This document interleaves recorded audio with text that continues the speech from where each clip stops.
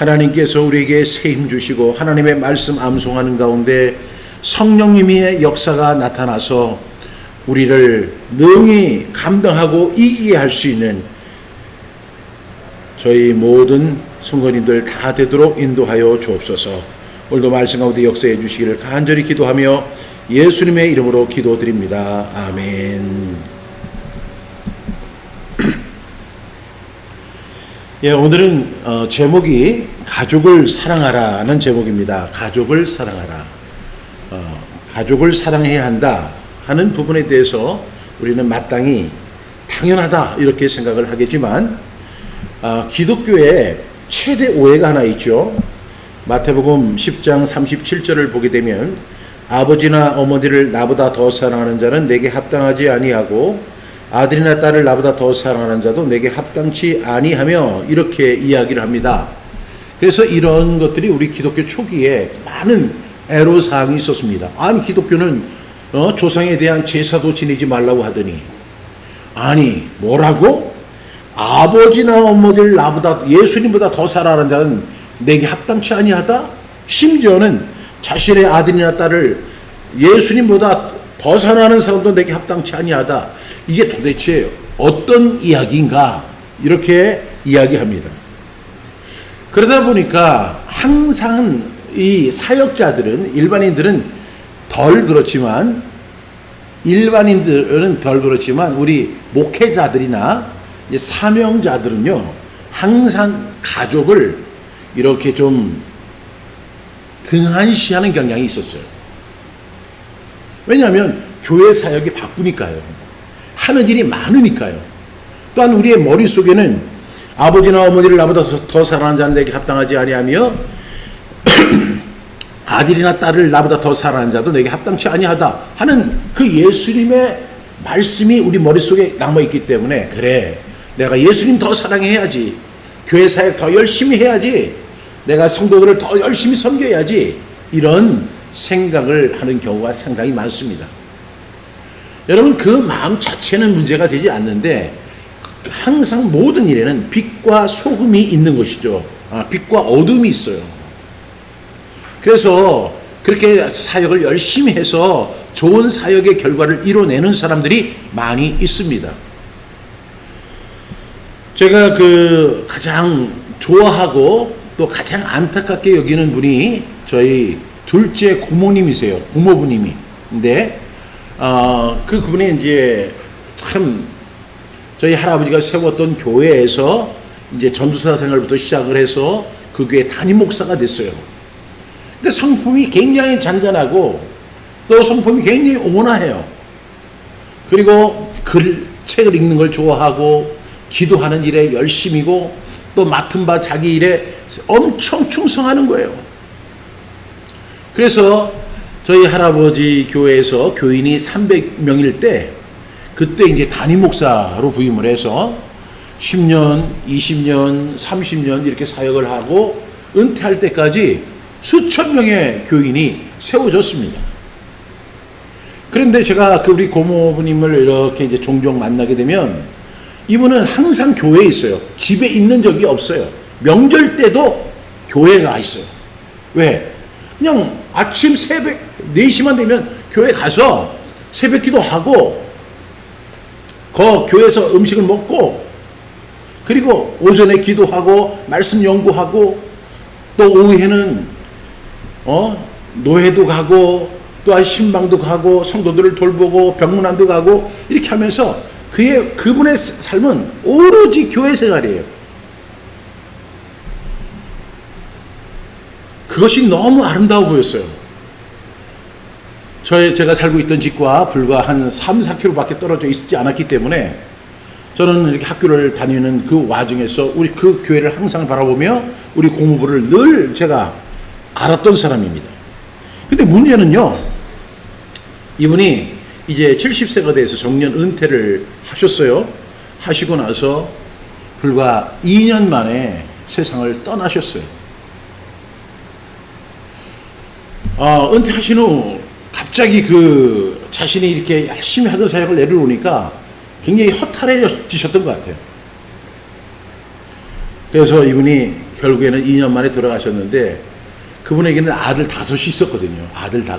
딸이 하나도 없고 아들 5이 있었는데 그 아들들이 한결같이 크리스찬이 되지 못했어요.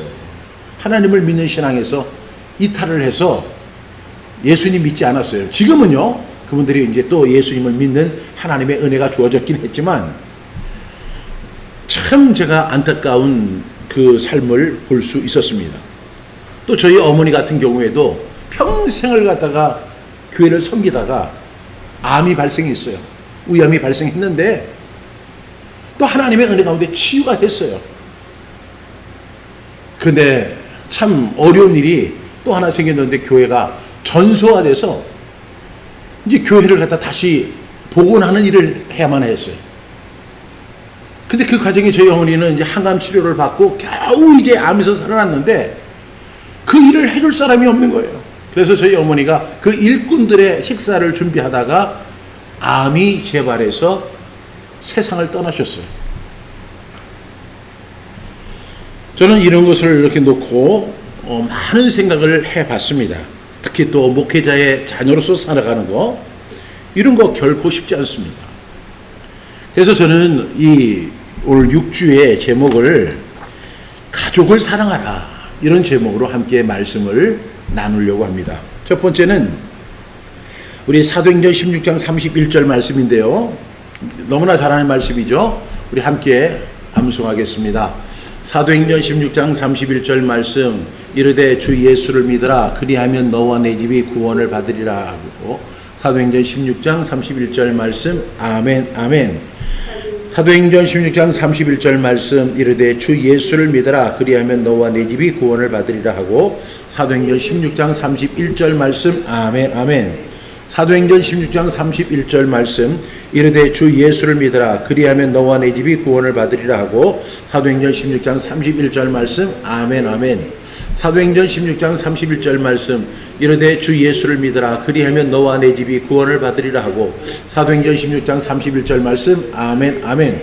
사도행전 16장 31절 말씀, 이르되 주 예수를 믿으라, 그리하면 너와 내 집이 구원을 받으리라 하고, 사도행전 16장 31절 말씀, 아멘 아멘. 사도행전 16장 31절 말씀, 다 눈 감고 이르되 주 예수를 믿으라, 그리하면 너와 내 집이 구원을 받으리라 하고, 사도행전 16장 3절 말씀, 아멘 아멘. 이 가정 구원에 대한 말씀입니다. 이 빌립보 간수가 그 바울과 실라가 찬양하고 옥문이 열리고 그랬을 때 탈출한 줄 알았어요. 자결하려고 할 때, 선생아 스스로 해치지 말아라. 그때 이 간수장이 이런 이야기를 하죠. 선생들아, 내가 어떻게 하여야 구원을 얻으리까? 그때 바울이 그 간수장에게 이렇게 이야기합니다. 주 예수를 믿으라, 그리하면 너와 내 집이 구원을 받으리라 하고, 그 말씀에 근거해서 그 가정이 예수님을 믿고 섬기게 되었습니다. 그래서 참 놀라운 사실은 한 사람이 예수 믿어서 그 가정이 예수를 믿게 되는 놀라운 일들이 지금 많이 일어나고 있습니다.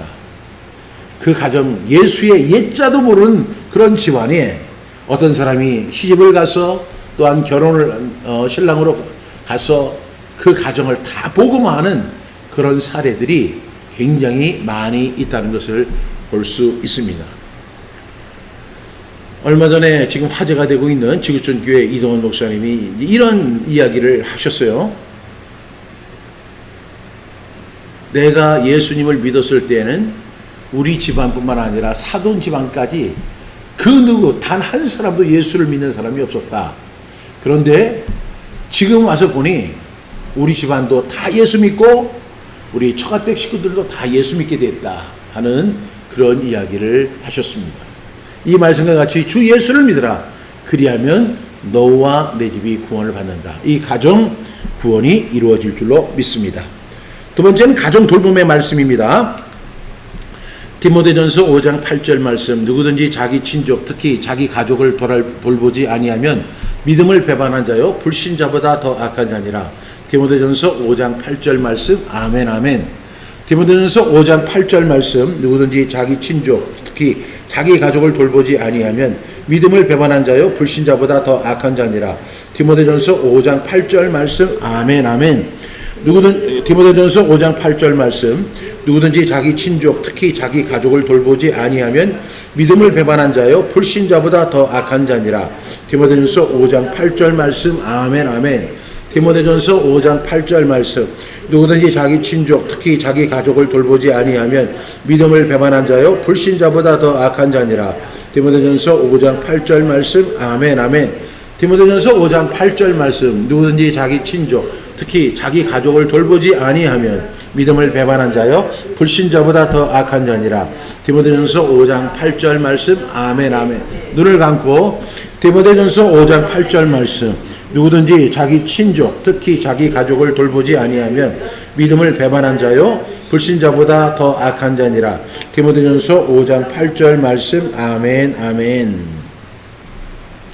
저는 이 말씀이 너무 좋았어요. 왜냐하면 이 말씀이 가장 해당되는 사람이 우리 아버지라고 생각을 했습니다.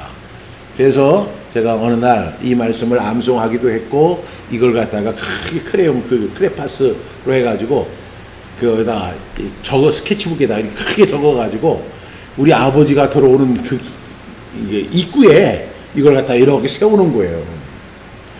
디모데전서 5장 8절. 누구든지 자기 친족 특히 자기 가족을 돌보지 아니하면 믿음을 배반한 자요 불신자보다 더 악한 자니라. 이거로 인해서 이것 때문에 맞은 건 아니지만 그에 따른 다른 결과로 인해서 제가 엄청나게 매를 맞았던 기억이 납니다. 근데 제가 이 말씀을 그 들어오는 입구에다가 딱 붙여놨을 때 과연 우리 아버지가 이것을 보셨을까 보지 않았을까 저는 생각했어요. 100% 봤어요. 왜냐하면 그 보고 이렇게 저쪽으로 옮겨놨거든요. 아마 뜨끔하셨을 거예요. 왜? 누구든지 자기 친족 특히 자기 가족을 돌보지 아니하면 믿음을 배반한 자요 불신자보다 더 악한 자니라. 저는 이 말씀을 믿습니다. 그래서 여러분 저는 지금 교회 사역하지 않지만 제가 만약에 교회 사역을 한다고 한다면 그 교회 사역도 중요하지만 가족 사역을 더 귀하게 여길 거예요. 내 아내, 내 아들, 물론 이제 출가한 놈들은 별도입니다. 그것은 그 남자가 그 아내와 합하여 한 몸을 이뤘잖아요. 그래서 그런 사람들은 별로 해당이 안 되지만 내 가족을 잘 돌봐야 한다는 것이 우리 기독교의 진리의 말씀이라는 것을 꼭 기억할 수 있기를 바랍니다. 저는 참 아픈 이야기 많이 들었어요. 이 사모님들이 목사님보다 이렇게 오래 살지 못하는 거예요. 목사님은 그래도 교회에서 어떤 발언권도 있고, 뭐 또 교회에서 목사님을 갖다 모함하고 또 시기하고 또 다른 말 하는 사람들도 있어요. 근데 그래도 목사님은 발언권이 있어서 발언할 수 있는데 사모님은 발언도 못해, 재직해도 못 들어가, 그러면서도 한간 소갈이 다 하는 거예요. 그러다 보니까 사모의 생명이 보통 여자들이 남자보다 생명이 길잖아요. 근데 사모님들은 일찍 돌아가시더라고요. 우리 어머니도 일찍 돌아가신 거 보니까 또 제가 아는 사모님들이 다 일찍 돌아가셨어요. 그거 누구 책임이에요? 우리 아버지 책임이에요. 누가 나쁜 거예요? 우리 아버지가 나쁜 거예요. 그렇게 하면 안 돼요. 차라리 사도 바울처럼 결혼을 하지 않고 사역을 하든지, 결혼을 했다면 자기 아내를 잘 돌보고 자기 자녀들을 잘 돌보고 책임을 다하고 의무를 다해야 돼요. 아이고 교회가 중요하다고. 뭐가 교회가 중요해요? 교회에서 은퇴하면 그만이에요. 그러나 가정은 영원히 벗어날 수 없어요. 자기 친족, 특히 자기 가족을 돌보지 아니하는 사람들은 그 행위가 믿음을 배반하는 행위예요. 불신자보다 더 악한 겁니다. 회개하세요. 세 번째 말씀은 가정 7입니다. 디모데전서 3장 12절 말씀, 집사들은 한 아내의 남편이 되어 자녀와 자기 집을 잘 다스리는 자일지니. 디모데전서 3장 12절 말씀. 아멘 아멘. 디모데전서 3장 12절 말씀, 집사들은 한 아내의 남편이 되어 자녀와 자기 집을 잘 다스리는 자일지니. 디모데전서 3장 12절 말씀. 아멘 아멘. 디모데전서 3장 12절 말씀, 집사들은 한 아내의 남편이 되어 자녀와 자기 집을 잘 다스리는 자일지니. 디모데전서 3장 12절 말씀. 아멘 아멘. 디모데전서 3장 12절 말씀, 집사들은 한 아내의 남편이 되어 자녀와 자기 집을 잘 다스리는 자일지니. 디모데전서 3장 12절 말씀. 아멘 아멘. 눈을 감고 디모데전서 3장 12절 말씀, 집사들은 한 아내의 남편이 되어 자녀와 자기 집을 잘 다스리는 자일지니. 디모데전서 3장 12절 말씀. 아멘 아멘. 여러분, 여기에서 보니까 이 집사에 대한 직분을 이야기하는데, 집사는 한 아내의 남편이 된다. 그리고 자녀와 자기 집을 잘 다스리는 자가 집사의 자격을 얻는다 라고 이야기하면서, 자기 집을 다스리지 못하는 자가 어떻게 하나님의 집을 다스릴 수 있겠느냐라고 지금 사도 바울은 디모데에게 말씀하고 있습니다. 그런데 이때는요, 여자 집사가 없던 시대예요. 그래서 그 집사들이 대부분 디콘이라고 하는 그 직분은 남자들이 그 직분을 받았어야 하고, 그 직분을 받을 때에 그 자격 조건이 뭐냐면, 한 아내의 남편이 되고 자녀를 잘 다스리고 자기 집을 잘 다스리는 모범적인 가정을 이룬 사람만이 집사의 자격을 얻을 수 있다라고 한 거예요. 여러분, 교회에서 우리가 누구나 다 집사예요. 2년, 3년만 되면 갑자기 그 사람 집사도 안 받았는데 갑자기 다 집사 하는데, 저는 이런 직분 남발하는 것도 이게 문제가 있습니다. 또 직분 안 받았다고 하면 아이고 그게 서운해가지고 후루룩 딴 교회로 이렇게 옮겨가는 사람들도 있어요. 좀 예수를 믿어도 담대하게 믿으세요. 치사하게 믿지 말고. 정말로 이 직분은 받을 사람이 받아야 되는 거예요. 그리고 그 직분을 받았다면 생명을 걸고 그 직분을 감당해야 돼요. 이런 것이 직분을 맡은 사람의 역할이지, 그냥 누구나 다 그냥 호칭이 다 집사님, 권사님, 장로님. 제가 아는 브리즈번 베델교회 그 목사님이 참 고신청 목사님인데 고지식해요. 원래 이 부산 사람에다가 또 고신 나왔으니 무지하게 고지식한 거예요. 그래가지고 이 목사님은 자기 원칙대로 이 교회를 세운다고 해가지고 이 장로 직분을 잘 안 주는 거예요. 시험을 보게 하고 공부를 하게 하고 그리고 그 공부를 이수하지 못하면 또 자격에서 박탈당하고 하니까, 어떤 사람이 3번, 4번 도전했다가 막 떨어져 나가고 하니까 이 사람이 열받아가지고 다른 교회로 갔어요. 그래도 다른 장로 이제 지원자가 또 장로가 되겠다고 계속 이제 장로 시험 보고 공부하고 합니다. 정말 어렵게 장로 2사람을 세운 거예요. 그 한 사람은, 한 장로는 저한테, 제가 호주에서 목회할 때 제 밑에서 집사로 있던 사람이었는데, 그 사람은 워낙 박 목사의 탁월한 지도를 받아서 그냥 한 번에 장로가 됐어요. 그런데 그 직분을 받은 2 장로님들이 그렇게 교회에서 본이 되고 모범이 되고, 그 다음에 솔선수범이 되고, 교회에서 제일 일찍 오고 제일 늦게 나가고, 쓰레기 혼자 다 줍고 화장실 정도 다 하고, 온갖 섬기는 일을 최선을 다해서 하는 거예요, 그 2 장로님이. 근데 이 서상기 목사님이 이제 나이 많아 이제 은퇴하게 되니까 이제 좀 영향력이 좀 약해졌어요. 그랬더니 그 권사님들이 그러는 거예요. 우리도 한국에서 장로님이었는데 장로 좀 세워달라고 해가지고, 제가 그 다음에 와보니까 장로님이 5분이 된 거예요. 근데 그 장로라는 사람들이 그렇게 목사님을 힘들게 하고 있더라고요. 여러분, 이 직분 받을 만한 사람이 받아야 하고, 받은 사람이라면 그 직분을 위해서 죽도록 충성할 수 있기를 주님의 이름으로 축복합니다. 여러분, 이런 사람, 오늘 집사의 자격 조건에 보니까 한 아내의 남편이 되고 자녀와 자기 집을 잘 다스리는 사람, 그래서 이 가정을 잘 다스리는 사람을 집사로 세워야 된다라고 이렇게 말씀하고 있습니다. 세 번째 말씀입니다. 이 말씀은 형제의 도움에 대한 이야기입니다. 잠언 17장 17절 말씀, 친구는 사랑이 끊어지지 아니하고 형제는 위급한 때를 위하여 낳느니라. 잠언 17장 17절 말씀, 아멘 아멘. 친구는 사랑이 끊어지지 아니하고 형제는 위급한 때를 위하여 낳느니라. 잠언 17장 17절 말씀, 아멘 아멘. 잠언 17장 17절 말씀, 친구는 사랑이 끊어지지 아니하고 형제는 위급한 때를 위하여 낳느니라. 잠언 17장 17절 말씀, 아멘 아멘.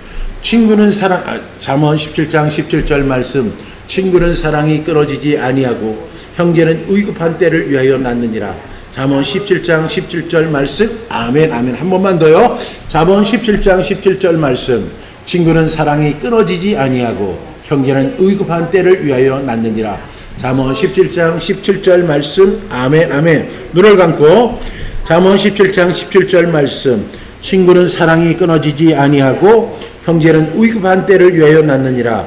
잠언 17장 17절 말씀, 아멘 아멘. 이 말씀의 의미를 아죠? 네. 친구는 사랑이 끊어지지 아니한다. 친구의 관계는 사랑의 관계예요. 사랑하지 않으면 그 친구하고 친구할 이유가 없어요. 요즘에는 친구에 대한 이야기들도 많이 있습니다. 그런데 나이 드신 분, 지식인 사이드 같은 데서 나오는 강연자들의 이야기를 보면 노년에 그렇게 친구가 많이 필요 없대요. 진짜 친구는 누구냐면 사랑하는 배우자가 좋은 친구가 될 수 있다, 이렇게 이야기하고요. 성경도 그렇게 이야기합니다. 많은 친구를 얻는 자는 해를 당하거니와 어떤 친구는 뭐라고 했어요? 그 사람은 형제보다 소중한 사람이에요. 그런 친구가 있다는 사실을 우리가 기억해야 합니다. 그런데 친구는 사랑이 끊어지지 아니하지만 형제의 용도가 뭐냐면 위급한 때를 위하여 낳다라고 이야기합니다. 하나님께서 한 배를 통해서 한 어머니, 한 아버지를 통해서 형제들이 이렇게 나오게 됩니다. 근데 그 형제들이 평소에는 각자의 인생을 살고 또 자기 가정을 꾸려 살다 보니까 서로 소홀할 수 있어요.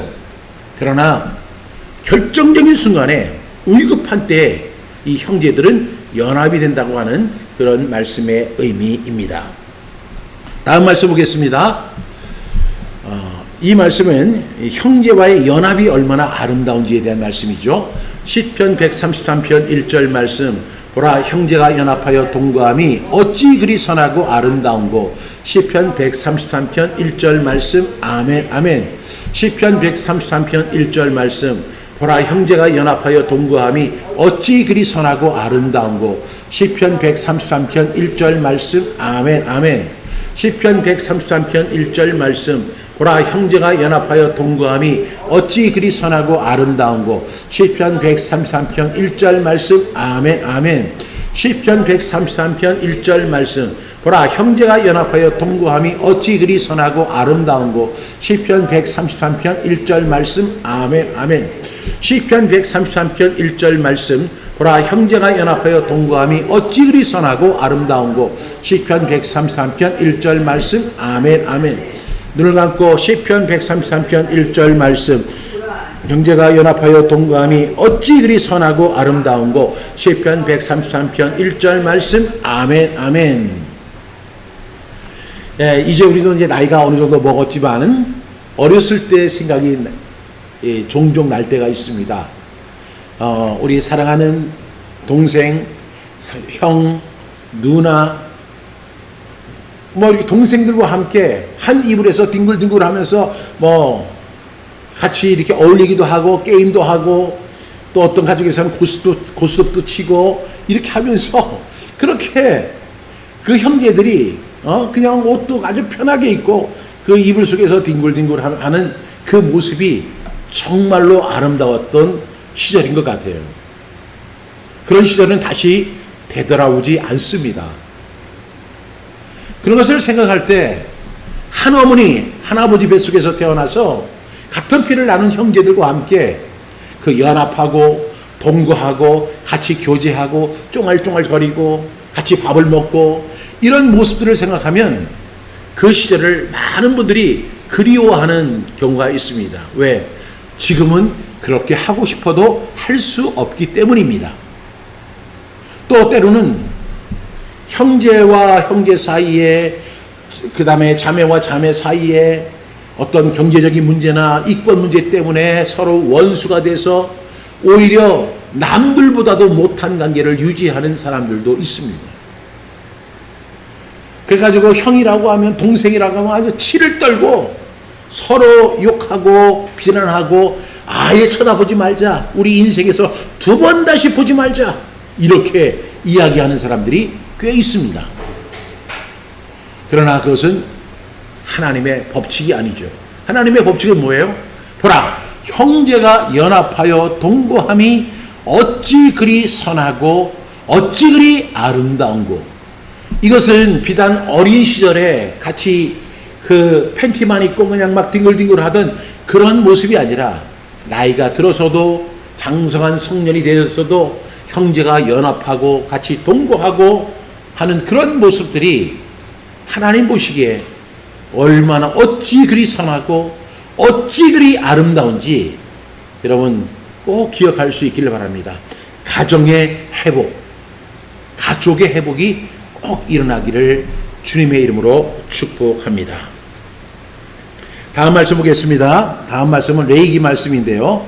이 말씀은 경제적 도움에 대한 말씀입니다. 레위기 25장 35절 말씀.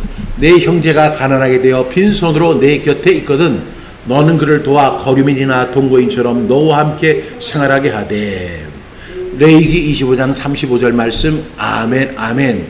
레위기 25장 35절 말씀. 내 형제가 가난하게 되어 빈손으로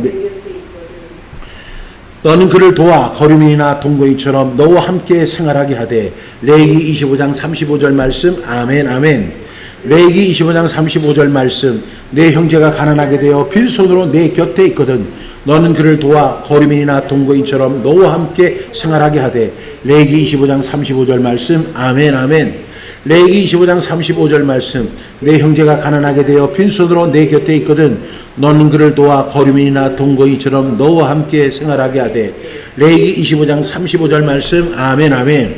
레위기 25장 35절 말씀. 내 형제가 가난하게 되어 빈손으로 내 곁에 있거든 너는 그를 도와 거류민이나 동거인처럼 너와 함께 생활하게 하되. 레위기 25장 35절 말씀. 아멘 아멘. 여러분, 우리 형제들 가운데 가난하게 되고 어렵게 되고 또한 사업의 실패로 인해서 어려움을 겪는 사람들이 있을 수가 있습니다. 그럴 때 그런 형제에 대해서 우리는 어떻게 해야 할 것인가? 레위기 25장 35절은 이렇게 말씀하고 있습니다. 내 형제가 가난하게 되어 빈손으로 내 곁에 있다면 어떻게 해야 돼요? 너는 그를 도와라, 이렇게 말씀하고 있어요. 형제가 좋다는 게 뭐예요? 어려울 때 도움이 되는 거예요. 위급한 때 힘이 되는 것입니다. 지금 형제가 뭐 사업을 하든 또한 어떤 일을 하다가 가난하게 되었어요. 그래서 어떻게 살아가야 할지 막막합니다. 그 누구도 도움을 주지 않아요. 세상 사람들은 그 사람을 항상 비교의 대상으로만 여기죠. 그렇지만 형제는 그러면 안 돼요. 형제는 그를 도와야 돼요. 그를 도와서 거류민이나 동거인처럼, 또 이 성경에 보면 거류민에 대한 법이 있죠. 동거인에 대한 법이 있고, 그것처럼 너와 함께 생활하게 하면서 도움을 주라고 성경은 말씀하고 있다는 것입니다. 여러분, 이 성경의 그 율법이 참 따뜻해요.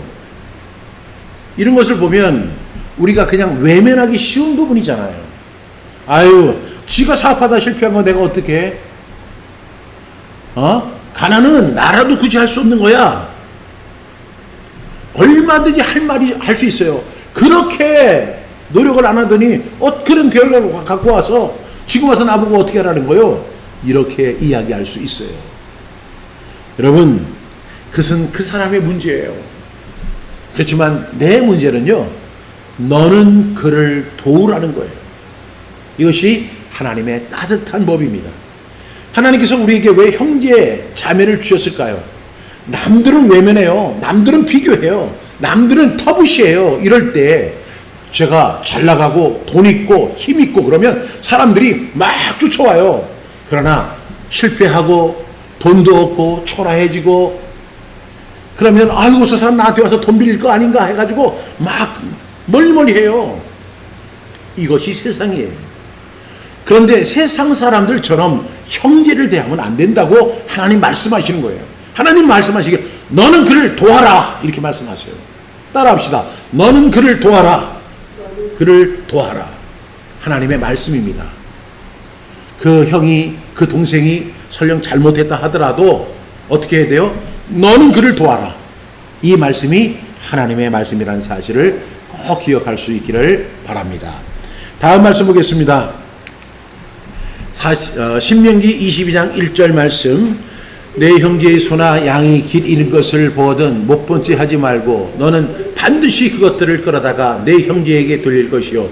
신명기 22장 1절 말씀. 아멘 아멘. 신명기 22장 1절 말씀. 내 형제의 소나 양이 길 잃은 것을 보거든 못 본 채 하지 말고 너는 반드시 그것들을 끌어다가 내 형제들에게 돌릴 것이요. 신명기 22장 1절 말씀. 아멘 아멘. 신명기 22장 1절 말씀. 내 형제의 소나 양이 기린 것을 보거든 못 본 채 하지 말고 너는 반드시 그것들을 끌어다가 내 형제에게 돌릴 것이요. 신명기 22장 1절 말씀. 아멘 아멘. 신명기 22장 1절 말씀. 내 형제의 소나 양이 기린 것을 보거든 못 본 채 하지 말고 너는 반드시 그것을 끌어다가 내 형제에게 돌릴 것이요. 신명기 22장 1절 말씀. 아멘 아멘. 신명기 22장 1절 말씀. 내 형제의 소나 기린 것을 보거든 못 본 채 하지 말고 너는 반드시 그것들을 끌어다가 내 형제에게 돌릴 것이요. 신명기 22장 1절 말씀. 아멘 아멘. 눈을 감고 신명기 22장 1절 말씀. 내 형제의 소나 양이 길 잃은 것을 보거든 못 본 채 하지 말고 너는 반드시 그것들을 끌어다가 내 형제에게 돌릴 것이요. 신명기 22장 1절 말씀. 아멘 아멘. 여러분, 우리가 이 율법을 우리가 공부해야 하는 것은요, 이스라엘 백성들은 태어날 때부터 선민이었잖아요. 선민들은 하나님께서 선택한 민족들이었기 때문에 그들을 위한 하나님의 법이 바로 율법이었습니다. 그런데 하나님께서 율법으로는 구원받을 수 없다. 율법으로는 죄가 무엇인지를 알게 해주는 것이다 라고 분명히 경계를 그어주신 다음에 우리에게는 은혜의 복음을 주셨습니다. 그래서 우리가 은혜로 구원받고 하나님의 자녀가 되었습니다. 하나님의 백성이 되었습니다. 하나님 백성 된 사람은 이제 어떻게 살아가야 하느냐면 이렇게 살아야 돼요. 그 구약의 선민교육을 우리가 오늘에 끌어다가 배워야 돼요. 우리가 은혜로 구원받았습니다. 예수님 때문에 구원받았습니다. 우리가 이렇게 하는 것도 중요하지만 이제 구원받고 하나님의 백성 되었다면 백성으로서의 의무를 다하는 저와 여러분이 되기를 간절히 바랍니다. 그런 말씀 가운데 신명기 22장 1절은 우리에게 이렇게 말씀하고 있습니다. 내 형제의 소나 양이 길 잃은 것을 보거든. 이런 상황들이 일어날 수가 있죠.